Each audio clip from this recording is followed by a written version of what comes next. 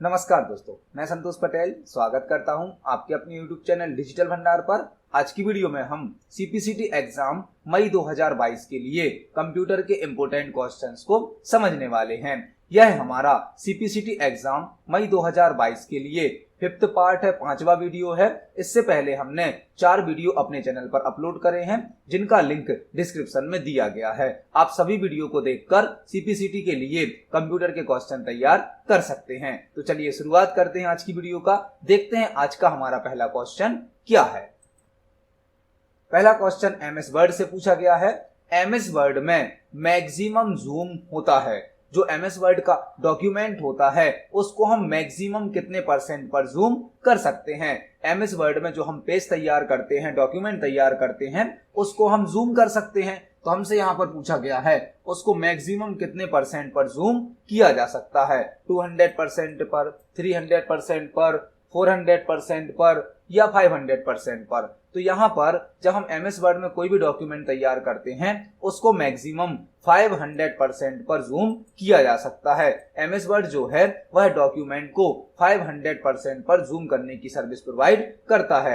MS word में बनाए गए पेज को हम 500% तक जूम कर सकते हैं। मतलब इस क्वेश्चन का सही आंसर है ऑप्शन नंबर डी, 500%। देखते हैं हमारे नेक्स्ट क्वेश्चन को। नेक्स्ट क्वेश्चन भी MS वर्ड से लिया गया है। MS वर्ड में अलाइनमेंट्स किस सेक्शन में प्राप्त होते हैं। MS वर्ड में यदि हमें टेक्स्ट का अलाइनमेंट चेंज करना है तो वह हमें किस सेक्शन में प्राप्त हो सकते हैं। फॉन्ट सेक्शन में, पैराग्राफ सेक्शन में, स्टाइल सेक्शन में या एडिटिंग सेक्शन में। तो MS वर्ड में जो अलाइनमेंट होते हैं वह 4 प्रकार के होते हैं। Left alignment, right alignment, centre alignment और जस्टिफाइड अलाइनमेंट। और अलाइनमेंट हमें होम टैब में पैराग्राफ सेक्शन के अंतर्गत प्राप्त होते हैं। जो पैराग्राफ होता है उसके साथ हमें 4 प्रकार के अलाइनमेंट शो किए जाते हैं। Left alignment, right alignment, centre alignment और जस्टिफाइड अलाइनमेंट। मतलब MS वर्ड में अलाइनमेंट को यूज करने के लिए हमें पैराग्राफ सेक्शन को यूज करना होता है। इस क्वेश्चन का सही आंसर है option number B, paragraph. MS word में आप पैराग्राफ सेक्शन का यूज करके अलाइनमेंट्स को चेंज कर सकते हैं। देखते हैं हमारे नेक्स्ट क्वेश्चन को क्या है। नेक्स्ट क्वेश्चन बहुत ही बेसिक क्वेश्चन है जो कि कई बार कॉम्पिटिटिव एग्जाम में पूछा जाता है। GUI का फुल फॉर्म है। GUI का फुल फॉर्म क्या होता है हमें यहाँ बताना है। GUI का फुल फॉर्म क्या होता है। GUI और CUI कंप्यूटर के 2 इंटरफेस होते हैं। एक होता है CUI और एक होता है GUI। CUI का फुल फॉर्म होता है कैरेक्टर यूजर इंटरफेस। CUI का फुल फॉर्म होता है कैरेक्टर यूजर इंटरफेस और GUI का फुल फॉर्म होता है graphical user interface. Graphical user interface, graphical user interface. जहां पर हम ग्राफिक्स का यूज कर सकते हैं वह होता है ग्राफिकल यूजर इंटरफेस और जहां पर केवल कैरेक्टर यूज किए जाते हैं, केवल टेक्स्ट यूज किया जाता है, वह होता है कैरेक्टर यूजर इंटरफेस। मतलब GUI का फुल फॉर्म होता है ग्राफिकल यूजर इंटरफेस। इस क्वेश्चन का सही आंसर है option number B, graphical user interface. देखते हैं हमारे नेक्स्ट क्वेश्चन को। नेक्स्ट क्वेश्चन बहुत ही इंपॉर्टेंट है जो कि DBMS से लिया गया है, डेटाबेस मैनेजमेंट सिस्टम से। इंफॉर्मेशन का अर्थ या मीनिंग होता है। जो इंफॉर्मेशन होती है उसका क्या मीनिंग होता है, क्या अर्थ होता है। इंफॉर्मेशन क्या होती है हमसे यहाँ पर यह पूछा गया है। प्रोसेस्ड डेटा होती है, रॉ डेटा होती है, any data store in spreadsheet, any data store in database. तो हमसे पूछा गया है यहाँ पर इंफॉर्मेशन का मीनिंग, इंफॉर्मेशन का अर्थ क्या होता है। तो इंफॉर्मेशन डेटा को प्रोसेस करके प्राप्त की जाती है। जब हम किसी डेटा की प्रोसेसिंग कर देते हैं तो उसे कहा जाता है इंफॉर्मेशन। जब हम कंप्यूटर सिस्टम में इनपुट करते हैं तो वह होता है डेटा। इस इनपुट किए गए डेटा की CPU के द्वारा प्रोसेसिंग की जाती है और प्रोसेसिंग करने के बाद हमें जो आउटपुट प्राप्त होता है वह होती है इंफॉर्मेशन। कंप्यूटर सिस्टम में जो हम इनपुट करते हैं वह होता है डेटा, रॉ डेटा कहा जाता है उसे।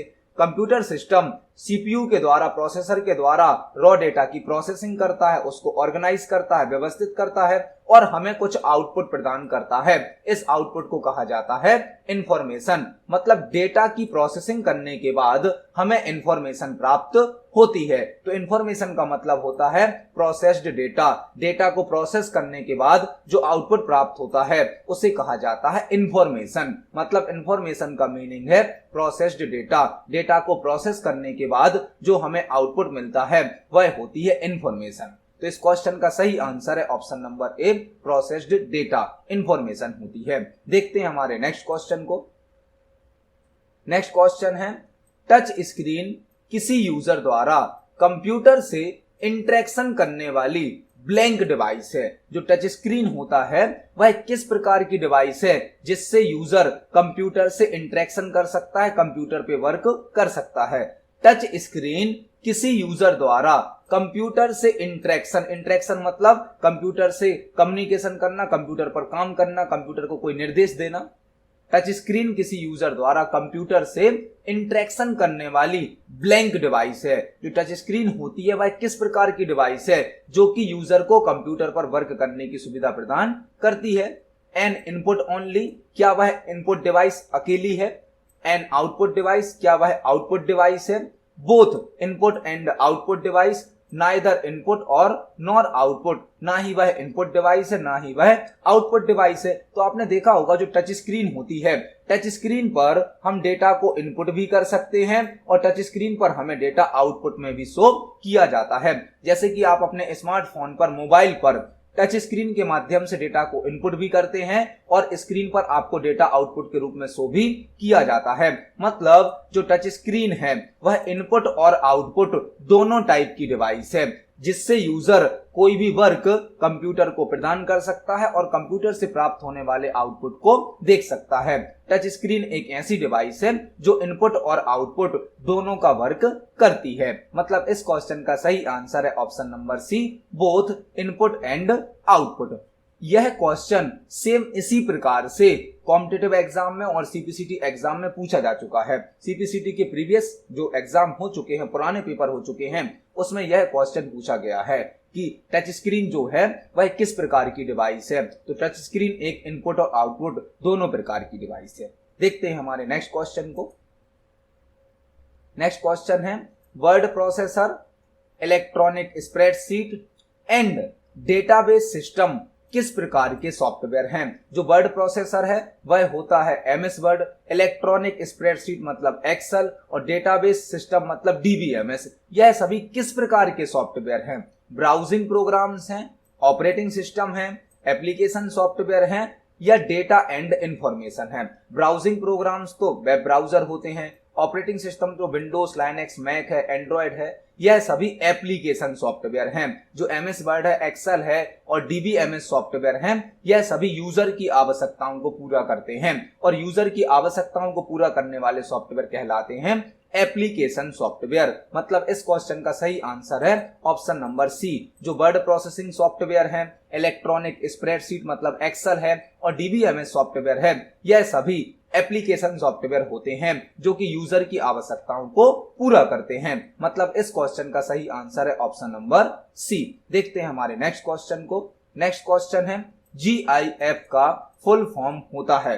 जीआईएफ जो हम सोशल मीडिया पर जीआईएफ सेंड करते हैं, रिसीव करते हैं, जो कि एक एनिमेशन के रूप में होते हैं। जब हम उस पर क्लिक करते हैं तो वह एनिमेशन के रूप में प्ले हो जाता है। तो हमसे पूछा गया है जीआईएफ का फुल फॉर्म क्या होता है। जीआईएफ एक ग्राफिकल इमेज होती है, एक एनिमेशन के रूप में होती है। जब हम उस पर क्लिक करते हैं, उसको टच करते हैं तो वह प्ले हो जाती है एनिमेशन के रूप में। तो हमसे पूछा गया है जीआईएफ का फुल फॉर्म क्या होता है। जीआईएफ का फुल फॉर्म होता है graphics interchange format. Graphics interchange format जो जीआईएफ होता है उसमें ग्राफिक्स ऑटोमेटिक इंटरचेंज होते हैं, बदलते हैं। तो जीआईएफ का फुल फॉर्म होता है ग्राफिक्स इंटरचेंज फॉर्मेट। इस क्वेश्चन का सही आंसर है option number B, graphics interchange format. देखते हैं हमारे नेक्स्ट क्वेश्चन को। नेक्स्ट क्वेश्चन प्रिंटर से रिलेटेड है, आउटपुट डिवाइस से रिलेटेड है। निम्न में से कौन सा एक नॉन इम्पैक्ट प्रिंटर है। निम्न में से कौन सा एक नॉन इम्पैक्ट प्रिंटर है। तो प्रिंटर एक आउटपुट डिवाइस होती है। प्रिंटर एक आउटपुट डिवाइस होती है जो कि हमें हार्ड कॉपी आउटपुट प्रदान करती है। प्रिंटर एक आउटपुट डिवाइस है जो कि हमें हार्ड कॉपी आउटपुट प्रदान करता है। और प्रिंटर्स को दो कैटेगरी में डिवाइड किया गया है, इम्पैक्ट प्रिंटर और non impact printer. Impact printer और non impact printer. Impact printer वह होते हैं जो प्रिंट निकालते समय, वर्क करते समय अपना इम्पैक्ट दिखाते हैं, प्रभाव दिखाते हैं, मतलब ज्यादा शोर करते हैं, अधिक आवाज करते हैं। और नॉन इम्पैक्ट प्रिंटर वह होते हैं जो प्रिंट आउट निकालते समय अपना प्रभाव, अपना इम्पैक्ट नहीं दिखाते हैं, मतलब बहुत कम मात्रा में शोर करते हैं, साउंड बहुत कम करते हैं। तो dot matrix printer, Daisy wheel printer, line printer, यह तीनों इम्पैक्ट प्रिंटर है, मतलब यह वर्क करते समय अधिक आवाज करते हैं, इनकी क्वालिटी भी लो होती है, स्पीड स्लो होती है। जबकि लेजर प्रिंटर एक नॉन इम्पैक्ट प्रिंटर है जो लो साउंड में हाई क्वालिटी के साथ फास्ट स्पीड में वर्क करता है। मतलब दिए गए प्रिंटर में से जो लेजर प्रिंटर है वह एक नॉन इम्पैक्ट प्रिंटर है। इम्पैक्ट प्रिंटर वह होते हैं जिनकी स्पीड स्लो होती है, प्रिंटिंग क्वालिटी लो होती है और प्रिंट आउट निकालते समय अधिक आवाज करते हैं।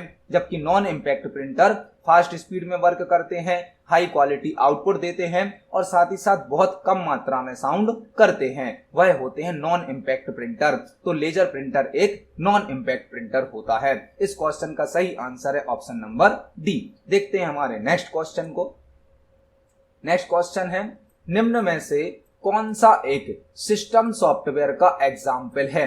दिए गए सॉफ्टवेयर में से कौन सा एक सिस्टम सॉफ्टवेयर का एग्जाम्पल है? सॉफ्टवेयर होते हैं एप्लीकेशन सॉफ्टवेयर और सिस्टम सॉफ्टवेयर। एप्लीकेशन सॉफ्टवेयर वह होते हैं जो यूजर की आवश्यकताओं को पूरा करते हैं और सिस्टम सॉफ्टवेयर वह होते हैं जो सिस्टम के लिए आवश्यक होते हैं, जैसे कि ऑपरेटिंग सिस्टम है, कंपाइलर है, इंटरप्रेटर है, वह होते हैं सिस्टम सॉफ्टवेयर। सिस्टम सॉफ्टवेयर मतलब जो सिस्टम के लिए आवश्यक हैं और एप्लीकेशन सॉफ्टवेयर मतलब जो यूजर के लिए आवश्यक हैं। तो पेरोल सिस्टम तो सैलरी मैनेजमेंट के काम में आता है, पेमेंट मैनेजमेंट के काम में आता है। डेटाबेस मैनेजमेंट सिस्टम डेटा को मैनेज करने के काम में आता है। वर्ड प्रोसेसर एमएस वर्ड होता है जो टाइपिंग करने के काम में आता है। यहाँ पर जो लाइनेक्स है वह एक ऑपरेटिंग सिस्टम है। लाइनेक्स एक ऑपरेटिंग सिस्टम है, मतलब लाइनेक्स एक सिस्टम सॉफ्टवेयर भी है।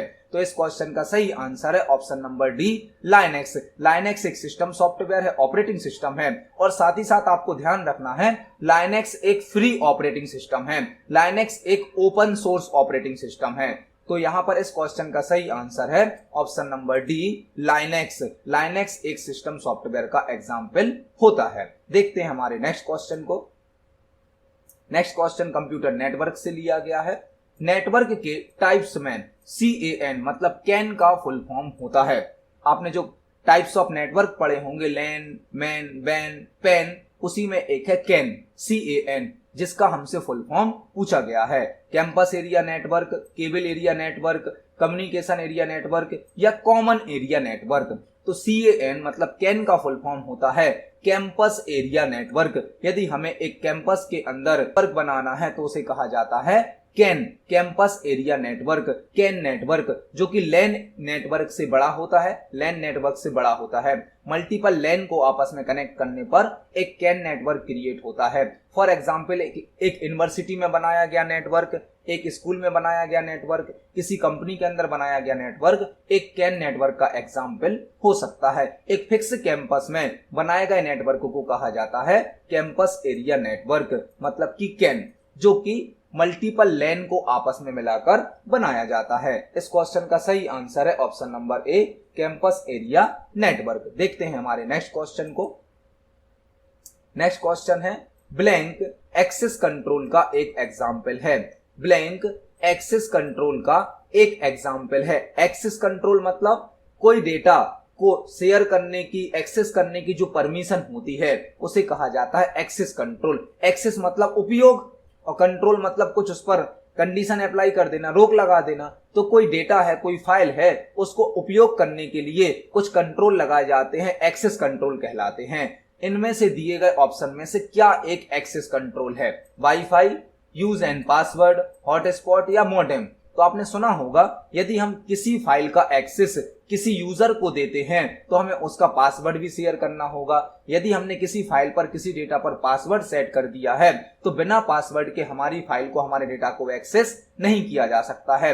मतलब जो पासवर्ड है वह एक्सेस कंट्रोल का एक एग्जाम्पल है। यदि आपके पास किसी फाइल का पासवर्ड है तो आप उस फाइल को एक्सेस कर सकते हो, ओपन कर सकते हो, और यदि आपके पास फाइल का पासवर्ड नहीं है तो आप उस फाइल को एक्सेस या ओपन नहीं कर सकते हैं। तो यूज एन पासवर्ड मतलब पासवर्ड का उपयोग करना एक्सेस कंट्रोल का एक एग्जाम्पल होता है। देखते हैं हमारे नेक्स्ट क्वेश्चन को। नेक्स्ट क्वेश्चन है TIFF का फुल फॉर्म होता है। TIFF का फुल फॉर्म क्या होता है? TIF एक इमेज फाइल फॉर्मेट होता है, ग्राफिक्स फाइल फॉर्मेट होता है। हमसे पूछा गया है TIF का फुल फॉर्म क्या होता है? TIF का फुल फॉर्म होता है tagged image file format. Tagged image file format, tagged image file format, TIFF का फुल फॉर्म होता है टैग्ड इमेज फाइल फॉर्मेट, जो कि एक ग्राफिक्स फाइल फॉर्मेट है, इमेज फाइल फॉर्मेट होता है। TIF जिसका फुल फॉर्म होता है टैग्ड इमेज फाइल फॉर्मेट। मतलब इस क्वेश्चन का सही आंसर है option number B, tagged image file format. देखते हैं हमारे नेक्स्ट क्वेश्चन को। नेक्स्ट क्वेश्चन MS वर्ड से लिया गया है। MS वर्ड में न्यू पैराग्राफ क्रिएट करने की शॉर्टकट की होती है। बहुत ही बेसिक सा क्वेश्चन है, कई बार एग्जाम में पूछा गया है CPCT के।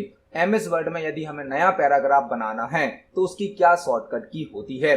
जब भी आप टाइपिंग करते समय एंटर की को प्रेस करते हैं, एंटर की को, तो ऑटोमेटिक एक नया पैराग्राफ क्रिएट हो जाता है। मतलब MS वर्ड में यदि आप टाइपिंग करते समय एंटर की को प्रेस करेंगे तो नया पैराग्राफ क्रिएट हो जाता है। तो पैराग्राफ को क्रिएट करने की शॉर्टकट की होती है एंटर की। एंटर की को प्रेस करने पर नया पैराग्राफ क्रिएट हो जाता है। इस क्वेश्चन का सही आंसर है ऑप्शन नंबर ए, एंटर। देखते हैं हमारे नेक्स्ट क्वेश्चन को। नेक्स्ट क्वेश्चन है निम्न में से कौन सी कमांड MS वर्ड 2016 के रिव्यू टैब में प्राप्त होती है? MS वर्ड का जो रिव्यू टैब होता है उसमें निम्न में से कौन सा ऑप्शन या कमांड प्राप्त होती है? Thesaurus option, orientation, mail merge या पेज ब्रेक? तो MS वर्ड का जो रिव्यू टैब है, रिव्यू टैब चेक करने के फीचर देता है, चेक करने की कमांड देता है। तो यदि आपको किसी वर्ड का सिनोनिम्स या एंटोनिम चेक करना है, आपको समानार्थी शब्द या पर्यायवाची शब्द चेक करना है, तो आप थिसोरस ऑप्शन को यूज करेंगे और थिसोरस ऑप्शन MS वर्ड के रिव्यू टैब में प्राप्त होता है। ओरिएंटेशन और पेज ब्रेक और मेल मर्ज रिव्यू टैब में प्राप्त नहीं होते हैं, थिसोरस ऑप्शन हमें रिव्यू टैब में प्राप्त होता है। इस क्वेश्चन का सही आंसर है ऑप्शन नंबर ए, थिसोरस। देखते हैं हमारे नेक्स्ट क्वेश्चन को। Next question Linux operating system से लिया गया है। लाइनेक्स क्या है? एप्लीकेशन सॉफ्टवेयर है, असेंबलर है, ऑपरेटिंग सिस्टम है या DBMS सॉफ्टवेयर है? तो अभी आज की वीडियो में हमने जो प्रीवियस क्वेश्चन समझे उसी में एक क्वेश्चन लाइनेक्स से रिलेटेड भी था। तो लाइनेक्स एक ऑपरेटिंग सिस्टम है। लाइनेक्स एक ऑपरेटिंग सिस्टम है जो कि एक फ्री ऑपरेटिंग सिस्टम है, ओपन सोर्स ऑपरेटिंग सिस्टम है। लाइनेक्स एक ऑपरेटिंग सिस्टम है, एक सिस्टम सॉफ्टवेयर भी है, और लाइनेक्स एक फ्री ऑपरेटिंग सिस्टम है, ओपन सोर्स ऑपरेटिंग सिस्टम है, जिसे हम फ्री ऑफ कॉस्ट इंटरनेट से डाउनलोड कर सकते हैं। तो लाइनेक्स एक ऑपरेटिंग सिस्टम होता है। देखते हैं हमारे नेक्स्ट क्वेश्चन को। नेक्स्ट क्वेश्चन है नेमोनिक्स कोड। नेमोनिक्स कोड, यहां पर M साइलेंट होता है। नेमोनिक्स कोड का उपयोग किस लैंग्वेज में किया जाता है? सबसे पहले तो हमें यह पता होना चाहिए कि नेमोनिक्स कोड होते क्या हैं। M साइलेंट होता है, इसे नेमोनिक्स कोड कहा जाता है। नेमोनिक्स कोड किसी वर्ड का शॉर्टकट होता है। फॉर एग्जाम्पल, यदि हमें एडिशन लिखना है तो हम एडिशन को शॉर्ट में लिख सकते हैं एड। हमें सब्ट्रैक्शन लिखना है तो हम शॉर्ट में लिख सकते हैं सब।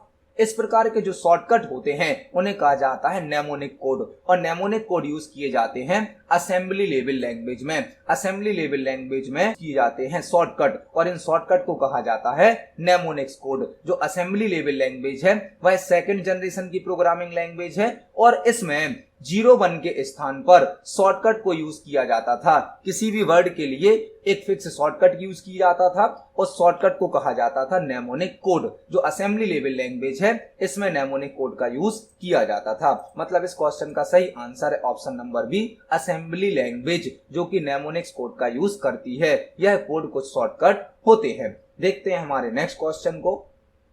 नेक्स्ट क्वेश्चन है निम्न में से किसे फादर ऑफ कंप्यूटर कहा जाता है। बहुत ही इंपॉर्टेंट और बहुत ही बेसिक क्वेश्चन कई बार कॉम्पिटिटिव एग्जाम में पूछा जाता है। निम्न में से किसे फादर ऑफ कंप्यूटर कहा जाता है? मतलब कंप्यूटर का पितामह किसे कहा जाता है? कंप्यूटर का जो फादर है, फादर ऑफ कंप्यूटर है, वह है चार्ल्स बेबेज। चार्ल्स बेबेज को फादर ऑफ कंप्यूटर कहा जाता है। फादर ऑफ कंप्यूटर है चार्ल्स बेबेज। चार्ल्स बेबेज को फादर ऑफ कंप्यूटर कहा जाता है। यह क्वेश्चन बहुत ही इंपॉर्टेंट है, कई बार कॉम्पिटिटिव एग्जाम में पूछा जा चुका है। इस क्वेश्चन का सही आंसर है option number B, Charles Babbage. देखते हैं हमारे नेक्स्ट क्वेश्चन को। नेक्स्ट क्वेश्चन है ब्लैंक सीपीयू का पार्ट होता है। सीपीयू मतलब प्रोसेसर। सीपीयू मतलब प्रोसेसर।